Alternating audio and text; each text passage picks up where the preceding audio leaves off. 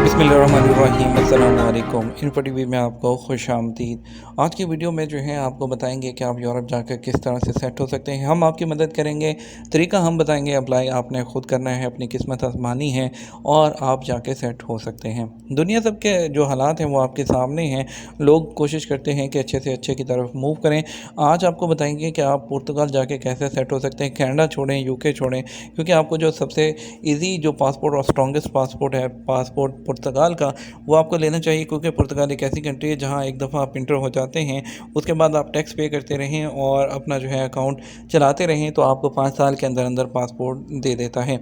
आज की वीडियो में ऐसी जो आपको वीज़ा की इन्फॉर्मेशन देने जा रहे हैं जिसमें आपको ना तो एज लिमिट है, ना ही उसके लिए कोई बैंक स्टेटमेंट ज़्यादा की ज़रूरत होती है, ना ही उसके लिए आपको कोई इंग्लिश की ज़रूरत है, ना ही उसके लिए जो है आर्ट्स करने की ज़रूरत है। यानी कि हर कोई उसके लिए अप्लाई कर सकता है। वो है जॉब सीकर वीज़ा, जो कि आपको 120 दिन के लिए मिलता है। मज़ीद आप उसको 60 दिन के लिए एक्सटेंड कर सकते हैं। वहाँ जाएँ, अपनी टीआरसी अप्लाई कर दें, अपना टैक्स पे करना शुरू कर दें, कोई जॉब देख के स्टार्ट कर दें, उसके बाद वहाँ पर आपका जो है वो प्रोसेस शुरू हो जाता है। आज आपको बताएंगे कि किस तरह से अप्लाई करते हैं। यहाँ पर हम इस वक्त वीएफएस की वेबसाइट पर मौजूद हैं। यहाँ पर देखिए, आप ये तमाम वीज़े अप्लाई कर सकते हैं। इसमें सबसे जो फेमस वीज़ा है, जो टूरिस्ट वीज़ा है, D7 वीज़ा होता है और जॉब सीकर वीज़ा है।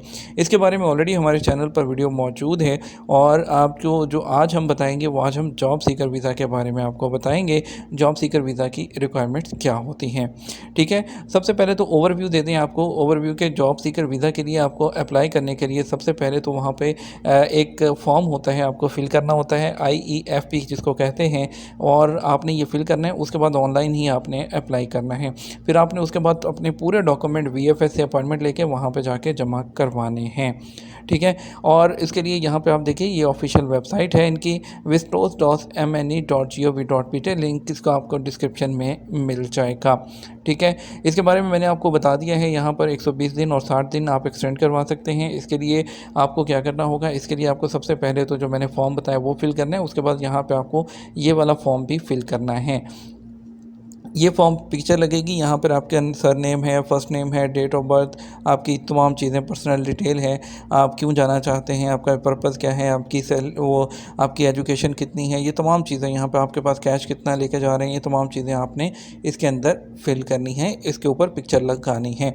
डॉक्यूमेंट कौन कौन से चाहिए होंगे, आपका पासपोर्ट वैलिड होना चाहिए, 2 फ़ोटो चाहिए होंगी आपकी रिसेंट जो है। उसके बाद आपके पास जो है रेजिडेंट, अगर सऊदी से अप्लाई कर रहे हैं तो आपके पास इकामा एग्जिट एंट्री होनी चाहिए, ठीक है।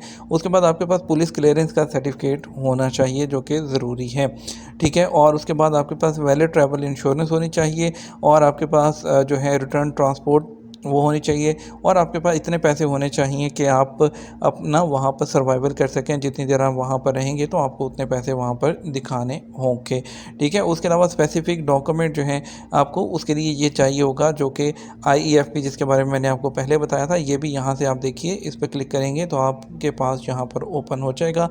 आपने इसको भी फिल करना है। ये इसका लिंक यहाँ पर दिया गया है, इस लिंक को यहाँ पर ओपन करके आपको दिखा देते हैं।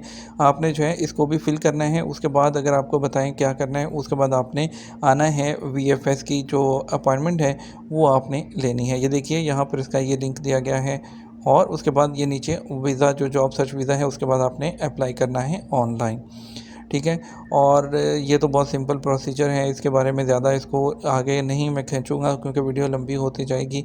तो ये ओपन होने में टाइम लगेगा क्योंकि जो है ये हैवी होती है फ़ाइल, और उतनी देर हम बात कर लेते हैं VFS के बारे में।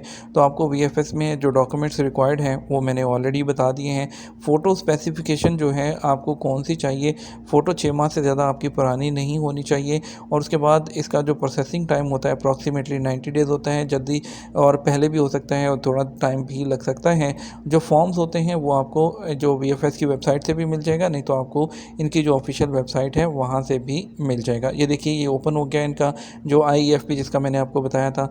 इसमें सिंपली आपने नाम, surname, date of birth, number of ये जो पासपोर्ट है, ये तमाम चीज़ें आपने इसको करनी है। यहाँ से आपने इसको सेलेक्ट करते जाना है। ऊपर लैंग्वेज आपने इसको इंग्लिश कर लेना है, वरना आपको समझ नहीं आएगी, ठीक है। साथ साथ वैसे इंग्लिश लिखी हुई है, ये देखें, country of residence, choose of the one of the following, email, तमाम चीज़ें यानी कि आपका जो पर्सनल डाटा से रिलेटेड ही होंगी, आपने ये सारी चीज़ें फिल कर देनी है। उसके बाद आपने यहाँ पर अपना जो एप्लीकेशन है यहाँ पर ऑनलाइन आपने वो फिल करनी है।